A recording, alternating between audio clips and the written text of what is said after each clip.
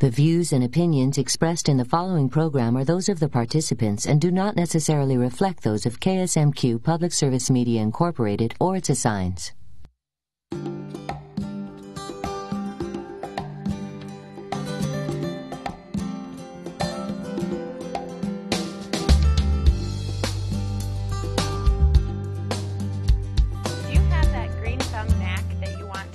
To your kids? Not sure how or when to get your kids interested in gardening? Learn more. Stay with us. You're watching Garden Connections.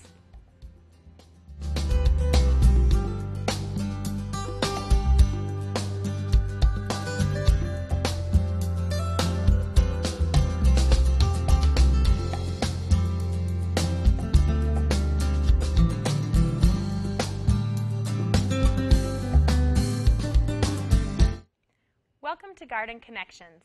I'm Amy Whitaker. Thank you for joining us. I'm happy to introduce Melissa and Megan. They are here to help you get your child ready for gardening. So, Melissa and Megan, why is gardening a good activity for children? Well, gardening is a great way for a whole family to get together and get outside, enjoy nature, enjoy growing a product together as a family and the struggles that come with that and the weather and the elements. And it's a group effort, and then you bring it to your table and it's a finished product. And I think kids really get excited about that part. Megan, anything? It's also a really great way to get kids outside, get some exercise and fresh air, and you can involve them in the planning of the garden or any other kind of garden-related project, and that gives them a little bit more of a sense of responsibility when it comes to that. So it teaches some good values and skills, especially when it comes to like planning and responsibility. How about the science aspect? Tons of science is happening in the garden, from the soil texture that plant is growing in, the proper soil. You can do a lot of work with that and researching that, the insects that go into the processing the pollination, that's working the soil, and just to name it, do you have it? You could also tell them more about how flower grows, how vegetables grow, and how they make their energy to grow, and good and bad for insects and that kind of thing. Yeah, and how the sun and the elements that are out there, if it's really cold, what do you need to do to prevent any frost or things happening to your produce that you are growing, or if it gets too hot, what you need to do. Yeah, and I've also experienced that it can teach a lot of sensory identification out in the garden. There's, you use all of your senses to take in what's going on out there, touch, smell, everything. Right. Yes, definitely. It's just a great way to be out there and be involved in something that you are going to utilize. So, what activities can children help with in the garden? Right now we have been on our second year working with our 4-H group, or our University of Minnesota Extension. 4-H has been a part of with our nutrition and master gardeners here in Mower County. And we have a group of about 20 kids that have worked on this project. And this year, during the winter months, they did a lot of planning. And that's something that you can do. Lay out your garden, think about your soil. Maybe if you worked with it prior, you can talk about the soil and think about what you can do when spring comes to make that garden grow. Lay it out, what plants would be important if they're going to shade each other. If you put corn next to your strawberries, is it going to provide way too much shade? Different things like that in prepping that garden. And where would you look when planning your garden for, this type of information? A great way to look is the internet, or go to the library and research.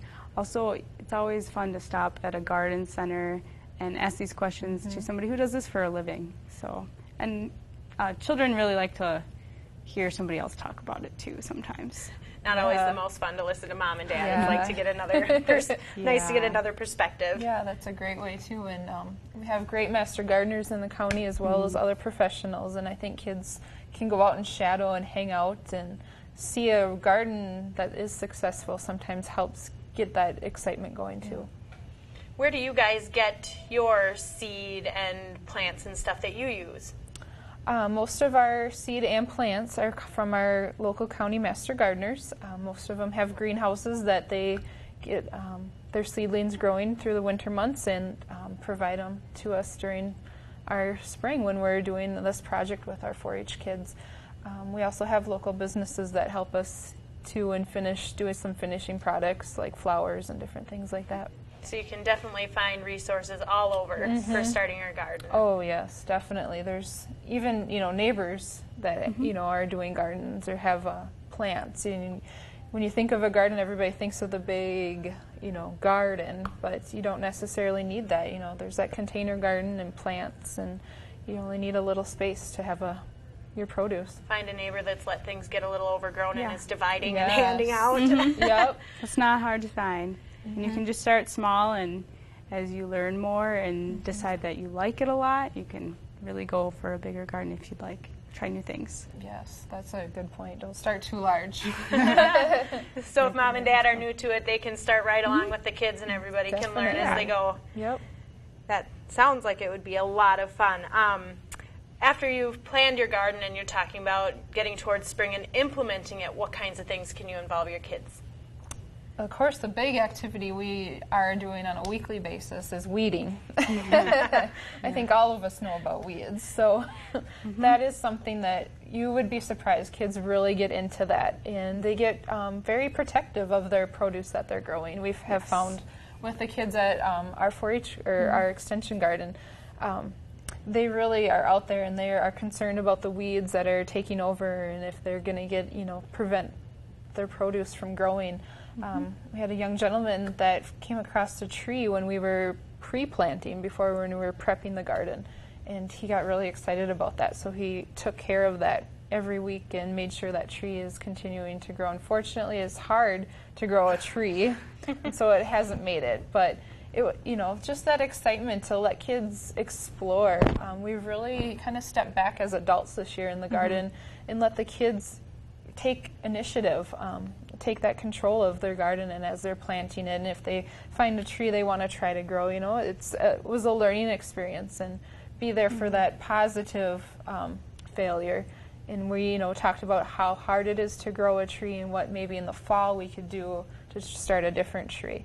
And so, you don't know those learning experiences are coming until you're out there in the garden and you find different discoveries. Yeah, when working with nature, everything is variable, for sure. Yep. And they love to water. It's surprising, but man, even if it doesn't need watering, they'll ask, do I need to water?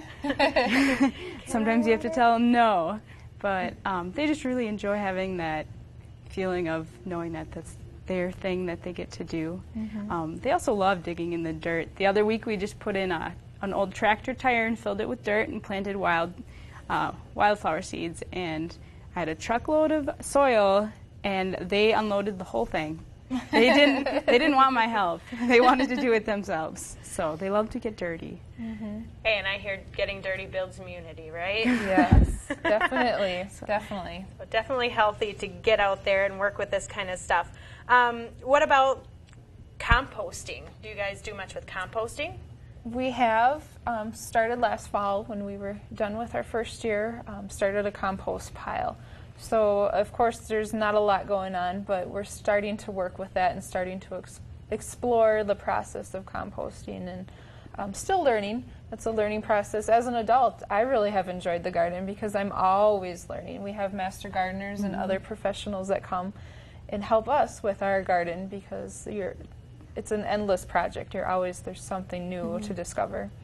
And you had mentioned earlier about rain barrels, too. How have you incorporated rain barrels into all this? It's a new project that they did this spring that they built rain barrels. There are 4. Our master gardener, one of them, has lots of handy skills and took 4 50-barrel drums and added a rain gutter to the top of our 4-H building where this garden is located next to, and is collecting that runoff from the roof down into the barrels. And the kids have been really into it. I think that has added to their excitement of watering because they're collecting that water. We have to take the tops off every week to see how full the barrels are. And then it kind of has a system, so it flows down into a spout, of course. So then we can just turn the spout on to collect the water to take to the plants. And so the kids really get into that, and they kind of look, and we talk about, keeping the water clean so we don't produce more mosquitoes and different things like that. So they're really learning the whole process of how the bugs, the insect, the water, the sun, and that all ties into the process of growing. And when it comes to like taking care of pests in a garden, when it comes to children, you really want to watch your pesticide use and stuff when they're in there. So what do you guys do to keep the children safe in the garden? We've been really lucky. Yeah. This is our second year, and we haven't used any pesticides or any weed control other than just our human control of keeping out there with our hands and getting in there and taking care of it, and building the water garden to recycle the rainwater. So we've been lucky that we haven't had to do that yet. So, any tips on ways if somebody did have an insect problem or something in the garden to help control it, take care of it without pesticide use? A lot of times you can use soapy water and try that first. And if that doesn't work, I would research more organic ways of trying not to use pesticides. So I suppose that's safest too if you're planning on harvesting and eating. Exactly. I know there are things that you can use that are more natural or organic type, but sometimes if it just gets to the point of no return, you may need to resort to something a little bit stronger and just keep everybody out of the garden for a little bit. But sounds like, just by keeping up with the maintenance on it, you've been able to control all that, which is definitely key. It has helped.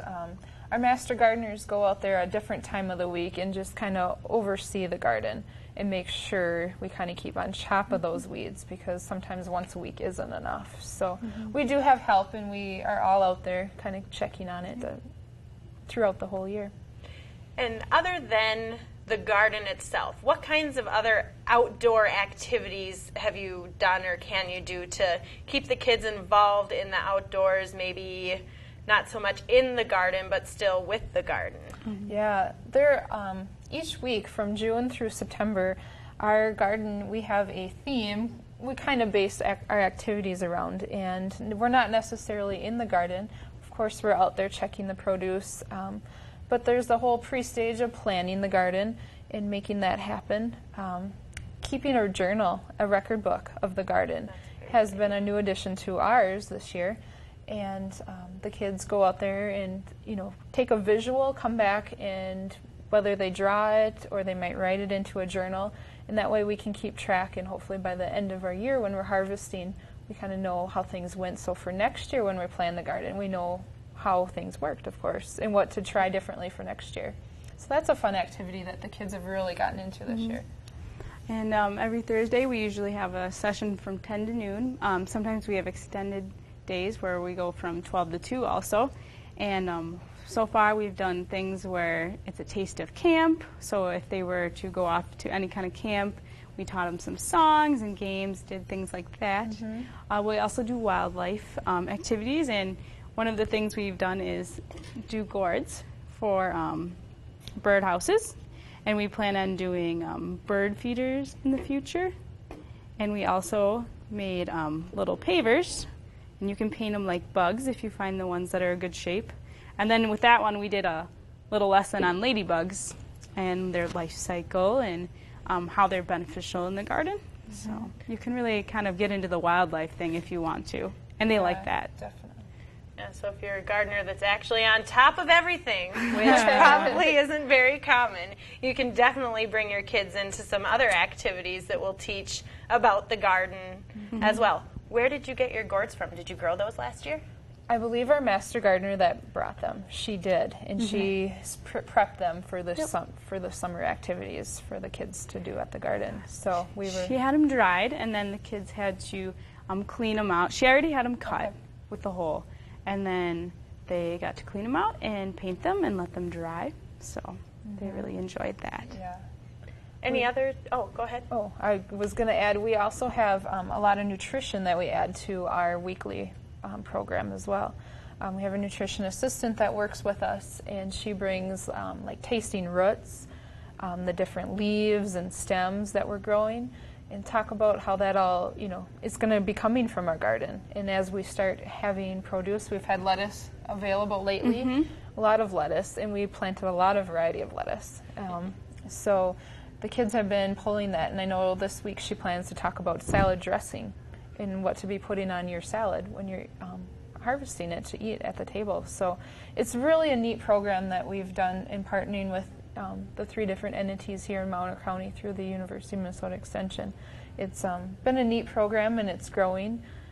A lot of fun, and the sky's the limit. Everything that's going on in the garden, it all relates, and it's amazing to think from the landscaping. Later on this summer, we're going to tour and talk about tractors and how that works and tilling up soil, obviously for large gardens or planting fields and different things. We're going to do some tie-dye agriculture this summer too, the different dyes that come from different plants, and make some tie-dye. So all these things you could incorporate into your own home garden too. You know, as you pull stuff out of the garden, you can talk to your kids about nutritional value and how to work it into their diet. And there's also another fun lesson. We have a lot of curriculum available through Extension as well, and one of the lessons in there talks about taking produce and having a beauty contest. And so you can talk about why would this potato look better to eat than the other potato. So if you go to the grocery store and, as adults we're in a hurry and we're looking and we're, quickly deciding.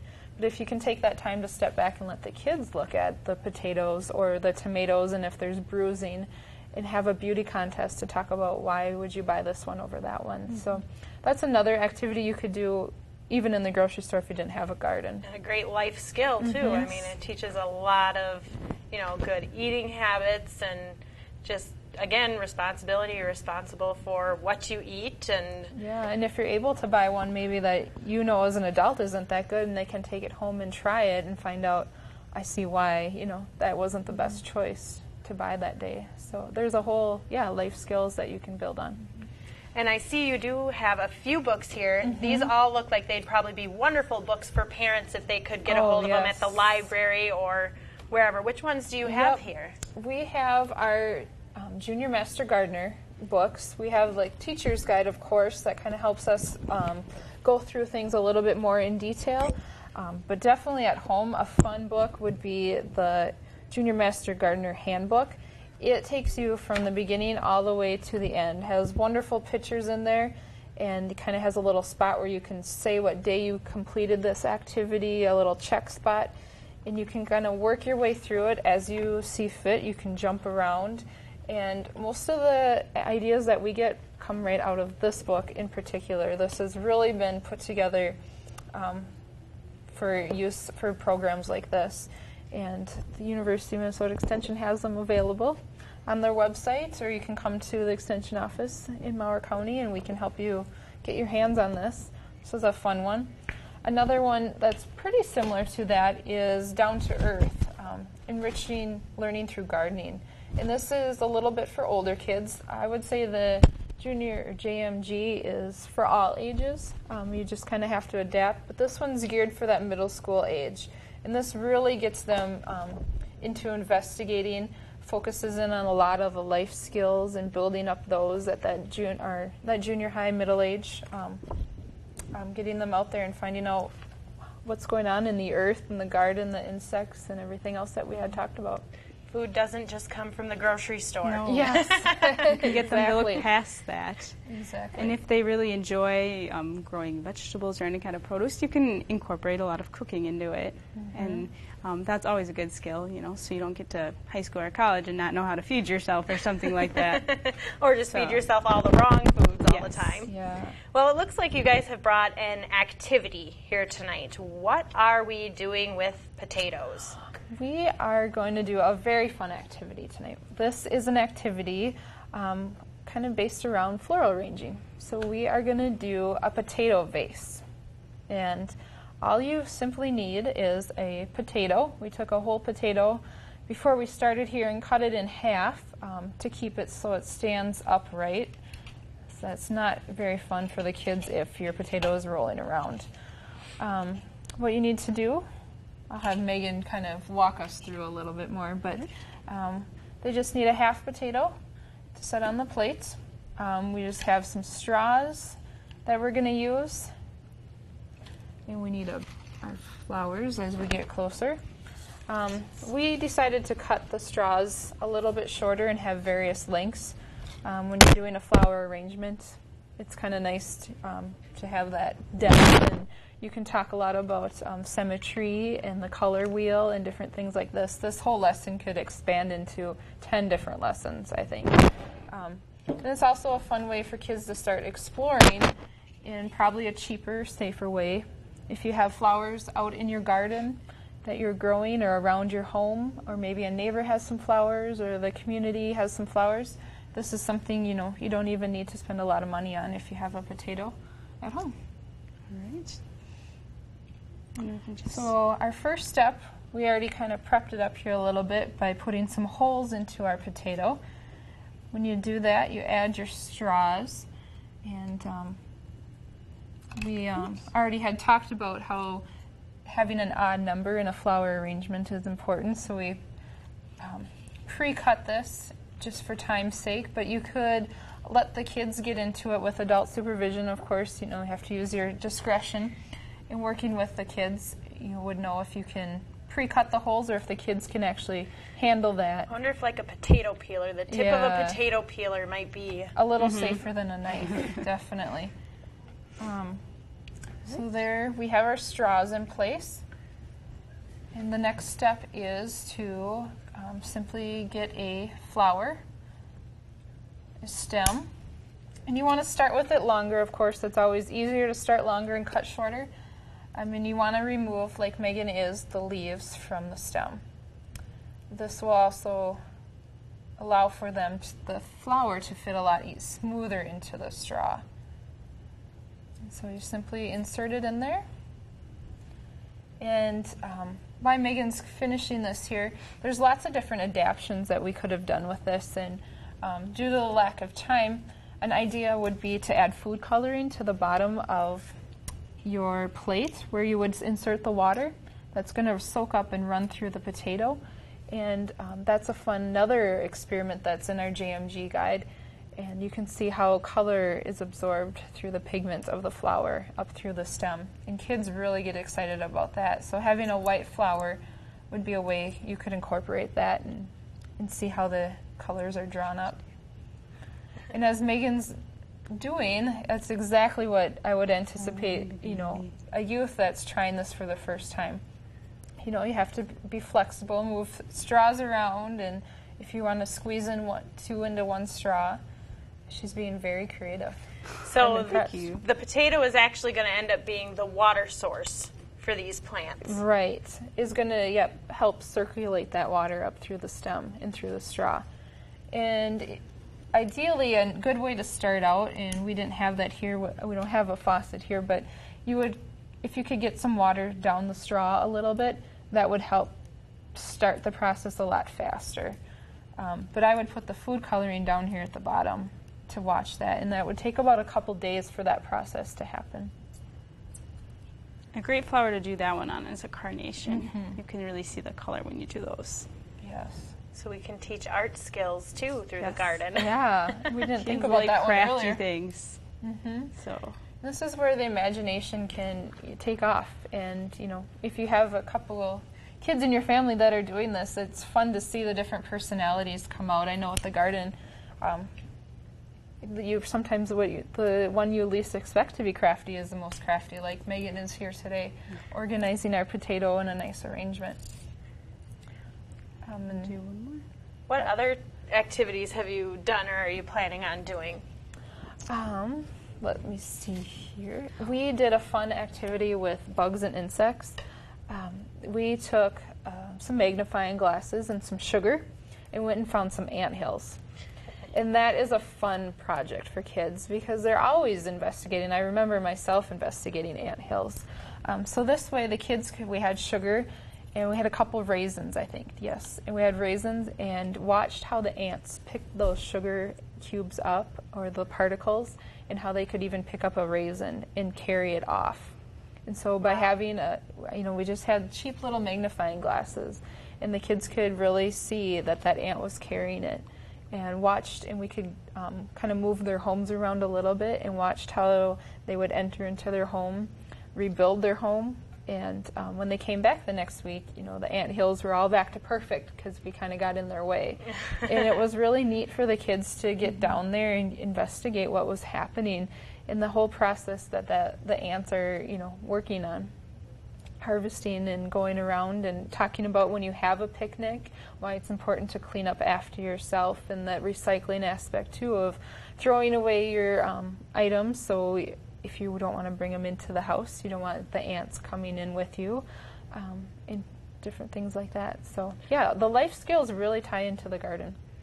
I know I've seen a bird bath project where you actually use a rhubarb leaf to make a bird bath. You cover the rhubarb leaf in oil or something, and then use just your Quikrete and form it over the leaf, and then let it dry, pull your leaf out, and in the end you've got a nice bird bath, which will again bring wildlife to the garden for you to watch. And you also had a great idea. A rhubarb leaf shaped. We need to get some rhubarb growing out in our garden. I'm sure you could find somebody that'd be willing to donate a chunk or 2 or 10. Sure, yeah. That is for sure. We need to do that. Yeah, it is the sky's the limit, and Megan has completed it here, and that's usually the end product that you would see. And kids can watch to see how long the plants actually will last in this this atmosphere. And maybe it would be a fun way to add some element and some science to it would be to have a normal vase that you would put your flowers in, and talk about how, I haven't done it myself. That would be an experiment I think I need to do. Compare. To see how, do flowers last longer in the potato? Does the starch have anything to do with it? Yeah. Well, unfortunately, ladies, we are out of time already. It goes fast every week, I know. So thank you very much for coming in tonight and giving us all this great information on how to get your kids outside and in the garden. Thanks for having us. Yes, thank you for joining us as well.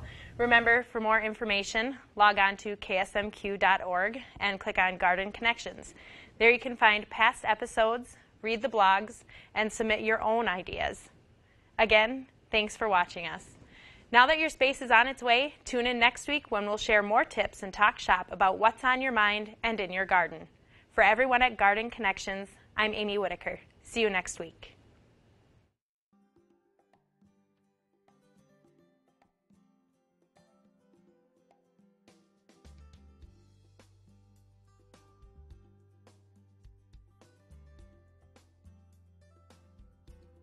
Thank you.